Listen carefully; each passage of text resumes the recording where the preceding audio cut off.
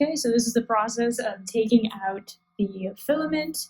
You want to make sure that you've gone in to the menu here and you hit change. And it's going to heat up the extruder for you. It's easier to take filament out when the extruder is hot. We're going to lift up this latch. You can see the old spool is in there. I've got myself a brand new spool here that was in this sealed package. You're going to want to make sure that you open this up and get it out of the package. So we got our spool here. This one has a piece on the inside. You want to just get rid of that. So that's good. So you can kind of see, you're going to go right under here and grab the filament. It comes right out. Just grab the spool.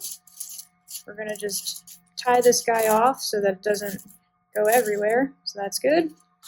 Grab the new spool. It has to go in this way, so clockwise.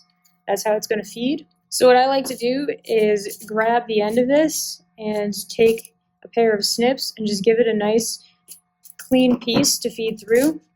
And I might even just go back a little bit more. You can kind of see how this is warped right here. It's a better idea to just give it a nice straight piece. We're going to go ahead and line it up over the top. And then what we're going to do is we're going to go over to our LCD. And then it says right on here, feed new filament, press OK. We'll hit that OK button. And then we're going to just feed it up through. Once it grabs it, it's going to just start rotating the spool for you. What you want to do is just watch the end of the nozzle and then just wait until you see the new color appear. So I'm just going to speed this up for you, and I'll be back when the new filament appears. So we can see we've got all this filament now. We are good to go. So now we can just go back.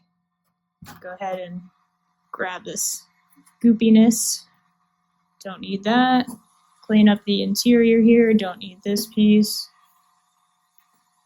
And that's how you change your filament on a FlashForge Adventure 3 Lite.